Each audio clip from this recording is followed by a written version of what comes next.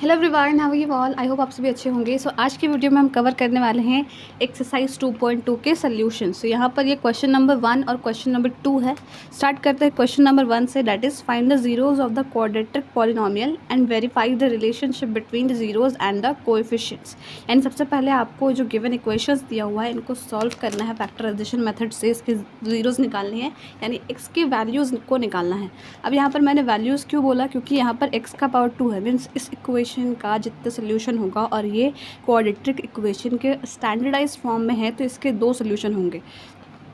सो आपको वो दोनों सोल्यूशन निकालना है, यानी एक्स के वैल्यू निकालना है और यू कैन से ज़ीरोज़, और उसके बाद वेरिफिकेशन भी करना है। वेरिफिकेशन कैसे करना है वो हम देखेंगे। सो स्टार्ट करते हैं। यहाँ पर क्वेश्चन नंबर 1 जो है फैक्टराइजेशन मेथड से आपने इसको सॉल्व किया। अब अगर फैक्टराइजेशन मेथड करने में भी दिक्कत हो रही है तो मैं एक बार बता देती हूँ कि x² - 2x - 8, यानी ये आपको इक्वेशन दिया हुआ है। और कुछ चीज़ें ध्यान रखनी है, जब भी आपको कोई इक्वेशन फैक्टराइज करने को दिया हो वो उसके इक्वेशन के स्टैंडर्डाइज फॉर्म में है या नहीं। मीन्स ये क्वाड्रेटिक इक्वेशन है तो वी नो कि उसका जो स्टैंडर्डाइज फॉर्म होता है, यानी लिखने का जो वे होता है, जो सीरियल होता है, जैसे कि पहले x² आएगा, फिर 2x या जो भी x है एक्स के टर्म्स में, या उसके बाद कोई कांस्टेंट टर्म, तो ये होता है उसका way of writing the quadratic formula. तो ये हो गया। उसके बाद आपको देखना है कि 8 और x, यानी ये दोनों का मल्टीपल 8 हो गया।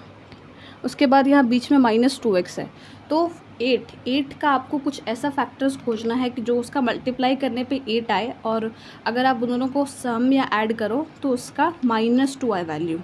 तो 8 का क्या होता है, 2 4 = 8। अब यहाँ पर एक चीज़ देखना, यहाँ -2x है, तो जो आपका बड़ा नंबर होगा 4 और 2 जैसे है 8 के लिए, तो 4 बड़ा है 2 से, तो 4 वाला साइन नेगेटिव होगा, तभी यहाँ पर ये वैल्यू नेगेटिव होगी। तो आपको साइन भी देखना है। अगर ये प्लस होता तो वी विल टेक, हम लोग यहाँ पर लेते हैं +4x और यहाँ लेते हैं minus.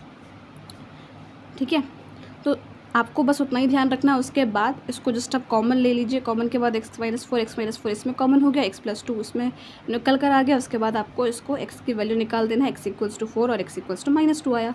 Now coming to verification. Verification कैसे होता है, मैंने आपको एक पिछले वीडियो में एक इक्वेशन में बताया था, अल्फ़ा + बीटा = -b/a। अब b कौन है, b है अपना -2, और a कितना है, a जो x² का कोएफिशिएंट होता है वो हो गया आपका a। तो यहाँ पर कुछ नहीं है तो 1 है, तो आपको अल्फ़ा + बीटा, अल्फ़ा और बीटा, अब ये कौन होंगे, दो आपके 2 ज़ीरोज़ आए ना, तो एक को अल्फ़ा मानना है, दूसरे को बीटा मानना है। तो 4 + -2 यानी 4 - 2 2 ही होगा। अब उसके बाद अब इसको वेरीफाई कर दो -b/a के रिलेशन से। यहाँ पर b कितना हुआ है, -2, 2 नहीं लेना है आपको, इसके साथ साइन भी लेना है, इधर इट्स प्लस और माइनस लेना है।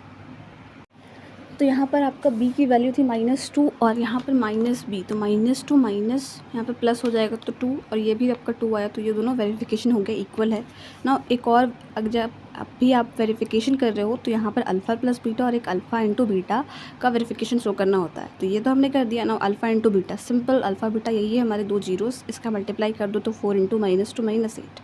अब c/a, c कितना है, -8, आपको साइन भी लेना है। ठीक है, उससे हमारा ये हो गया सॉल्व। कमिंग टू ac का 2 से मैं आपको फैक्टराइजेशन करना है, यहाँ पे मैंने कर दिया है। Then coming to this part, मैंने बोला था ना इसका स्टैंडर्डाइज फॉर्म देखना है। क्यों देखना है, वो इस यहाँ पर देखना है, क्योंकि यहाँ पर आपको क्वेश्चन में इक्वेशन कुछ ऐसे दिया हुआ है 6x² - 3 - 7x, जबकि आपको लिखना होगा इसको इस वे में। अगर आप इसमें करोगे फैक्टराइजेशन तो आपका नहीं होगा, बिकॉज ये x³ हो जाएगा, सोल्यूशन ही अलग वे में चला जाएगा। इसलिए ध्यान रखना है, जब भी आप इस क्वाड्रेटिक इक्वेशन या पॉलिनोमियल का फैक्टराइजेशन करो तो स्टैंडर्डाइज फॉर्म में हो, देन उसके बाद आप आसानी से इसका फैक्टराइजेशन कर दो। यहाँ पर भी हो गया, x की वैल्यू आ गई। वेरिफिकेशन मैंने सब में शो नहीं किया है, एक पहले बता दिया, आप उसके अकॉर्डिंग सारा कर सकते हो।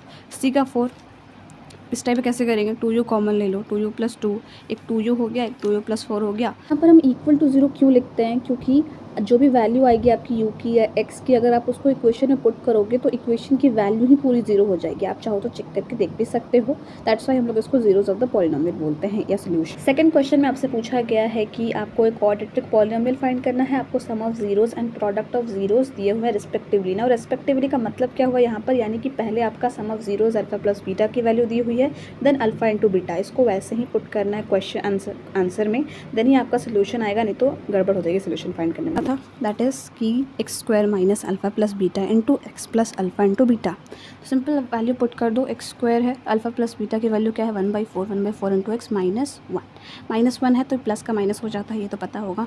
अब ये हमारे पास एक इक्वेशन आई। अब उसके बाद यहाँ पर चाहे तो आप इसे ऐसे भी छोड़ सकते हो। यहाँ पर मैंने एक पूरा प्रॉपर फॉर्मेट देने के लिए इस वाले को 4 से मल्टीप्लाई किया। क्यों किया है? क्योंकि मुझे इस फ्रैक्शन के फॉर्म को चेंज करना था, एक standardize form of quadratic equation को लिखना था, इसलिए मैंने यहाँ पर जो नीचे नंबर था उसी से मल्टीप्लाई किया, तो ये एक स्टैंडर्डाइज फॉर्म आ गया and this is only the required polynomial. Now coming to the next part of this questions, simple है, जस्ट आपको फॉर्मूला पे पुट करना है, then you will get the answers. So yes yo